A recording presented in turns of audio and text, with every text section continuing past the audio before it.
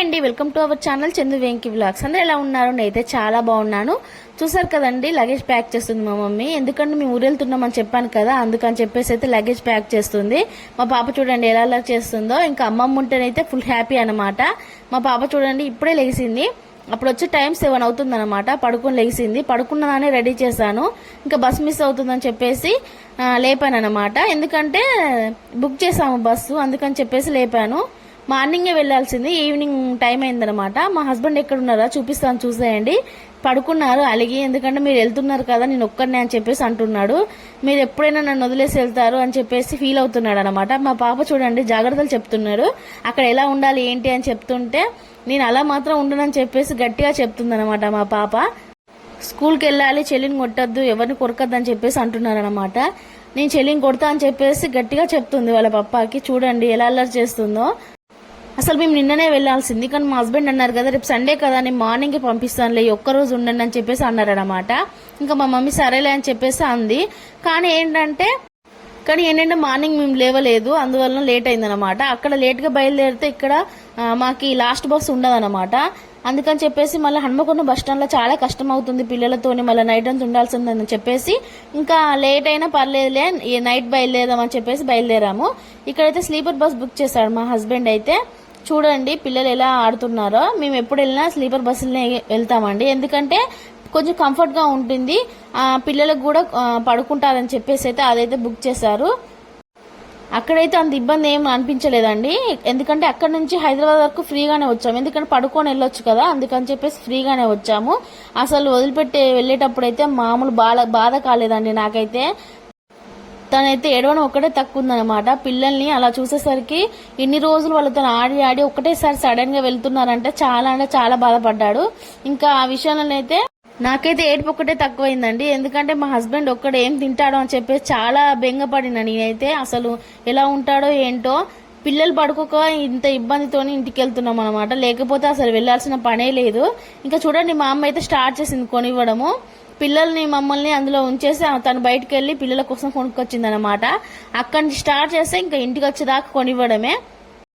మా చిన్న పాప చూడండి తినదు ఏం లేదు, కానీ చాలా అల్లరి చేస్తుంది అనమాట ఫుడ్ విషయంలో.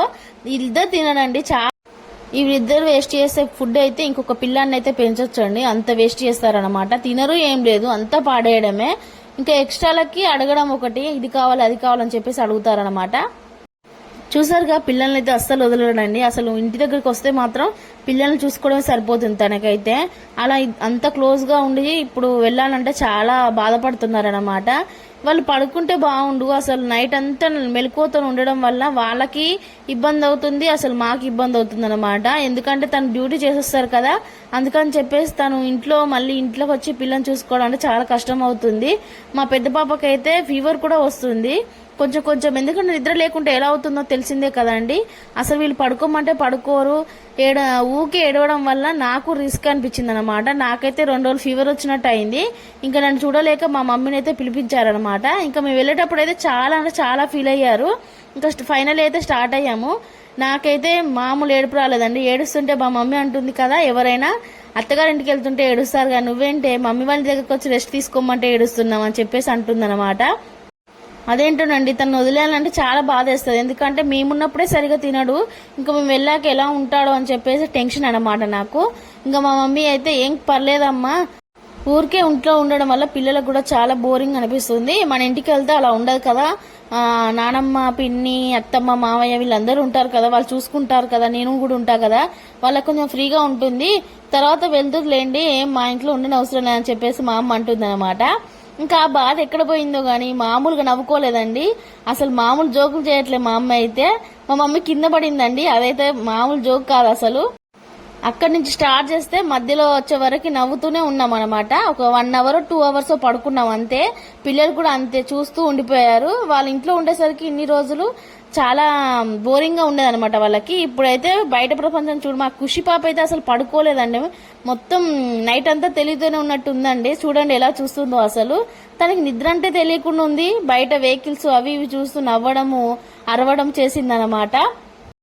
కొంచెం బాధ ఉన్నా ఊరెళ్తున్నాం కదా అని కొంచెం హ్యాపీనెస్ కూడా ఉందండి. ఎందుకంటే 3 నెలలు అవుతుంది ఇక్కడికి వచ్చి ఇప్పుడు వెళ్తున్నాం కదా, కొంచెం ఎందుకో హ్యాపీనెస్ అనమాట. ఎందుకైనా అమ్మవారు ఇంటికి వెళ్తామంటే ప్రతి ఆడపిల్లకి హ్యాపీనెస్సే కదండి. అసలు ఆ విషయంలో మాత్రం కాంప్రమైజ్ అయ్యేది లేదు. కాకపోతే నేను వచ్చాక తింటాడా తినడా అని చెప్పేసి ఇది ఒక టెన్షన్ అయితే ఉంది. ఎందుకంటే బయట కదండి, అసలు ఎన్ని రోజులు తింటారు బయట ఫుడ్ ఎన్ని రోజులు తినగలదు? హోమ్ ఫుడ్ లాగా ఉంటుందో చెప్పండి. అందుకని చెప్పేసి టెన్షన్ అన్నమాట. మేము అక్కడ ఉన్నప్పుడే ఎప్పుడైనా బయట తిందామని అంటే మీరు తినండి నేను ఇంట్లోనే చేసుకొని తింటాను అని చెప్పేసి అంటారనమాట. అలా ఉన్నవాడు అసలు బయట ఫుడ్ ఎలా తినగలడు? ఇన్ని రోజులు బట్టి బయట తిన్నారు కదా అని చెప్పేసి కొంచెం టెన్షన్. ఇక్కడ చూడండి మా మమ్మీ తీసుకొచ్చింది కదా, అవైతే తింటున్నా అనమాట. ఇంకా నైట్ డిన్నర్ అయితే అదే. నాకైతే జంక్ ఫుడ్ చాలా ఇష్టం అండి. నాకైతే అలా అలవాటు అయిపోయింది అనమాట. ఇక్కడ చూడండి మా పాప ఎలా చూస్తుందో. ఇది వచ్చేసి హైదరాబాద్ బస్ స్టాండ్ అండి. 5కి వెళ్ళి 3 అవర్స్ స్టే చేసాము. ఎందుకంటే ఫ్రెష్ అప్ అవ్వడం, పిల్లలకి ఫీడింగ్ బాటిల్స్ కడగడము, పాలు రెడీ చేయడం చాలాసేపు పట్టింది. అక్కడే 3 అవర్స్ పట్టింది. ఇంకా తర్వాతనైతే బస్ ఎక్కామన్నమాట. టిఫిన్ కూడా చేసాము. కాకపోతే ఆ క్లిప్ తీయలేదండి, ఎందుకంటే పిల్లలు మహా అల్లరి చేస్తారనమాట. నైట్ అంతా నిద్ర లేదు వాళ్ళకి. అందుకని చెప్పేసి ఫుడ్ తినమంటే తినలేదు. చాలా అల్లరి అంటే అల్లరి చేశారు. ఇక్కడ చూడండి బస్ ఎక్కాము. ఎలా కూర్చొని ఆడుతున్నారో చూడండి. మా హస్బెండ్ అయితే మేము హైదరాబాద్కి వెళ్ళేసరికి ఒక 10 times 20 times ఫోన్ చేయొచ్చండి, జాగ్రత్తగా వెళ్ళండి అని చెప్పేసి అయితే. ఇంకా ఫైనల్ అయితే కూర్చున్నాము. హైదరాబాద్ నుంచి హన్మకొండ వరకు అయితే వీడియో తీస్తానండి, కానీ హన్మకొండ నుంచి మా ఊరు వరకు అయితే వీడియో తీయలేదు. ఎందుకంటే ఫుల్ రష్ అనమాట బస్ స్టాప్ లో. మీకు తెలిసిందే కదండి, అసలు ఫ్రీ బస్ పెట్టినే కాంచి అయితే అసలు బస్సులు అయితే ఫ్రీగా ఉండట్లేదు అనమాట. నేనైతే first time free bus use చేసుకోవడము. ఇక్కడ చూడండి మూవీ చూస్తున్నాము. మా పిల్లలు అయితే పడుకున్నారు. నైట్ అంతా నిద్రపోలే అని చెప్పాను కదా. హైదరాబాద్ నుంచి హన్మకొండ వరకు పడుకున్నారనమాట. నేనైతే మూవీ చూస్తూ అలా ఎంజాయ్ చేశాను. ఇంకా హన్మకొండ నుంచి మా ఊరు వరకు వచ్చే బస్సు అయితే నేను ఫస్ట్ టైం యూజ్ చేసుకున్నానండి, ఫ్రీ బస్ అయితే. ఎప్పుడు ఎక్స్ప్రెస్ గానీ ఆర్డినరీ కానీ ఎక్కుదామంటే అసలు జనాలు అయితే ఫుల్ మంది అనమాట. ఇంకా పిల్లల్ని వేసుకొని ఎక్కడానికి ఛాన్సే ఉండదు అనమాట. అందుకని చెప్పేసి నేనైతే డీలక్స్ గానీ సూపర్ లగ్జరీ కానీ వెళ్ళేది. ఇప్పుడైతే ఫస్ట్ టైము ఫ్రీ బస్ లో వెళ్ళాను. ఇంకా మామూలు జనాలు కాదండి. ఈ వీడియో నచ్చితే లైక్ చేయండి, షేర్ చేయండి, సబ్స్క్రైబ్ చేసుకోండి.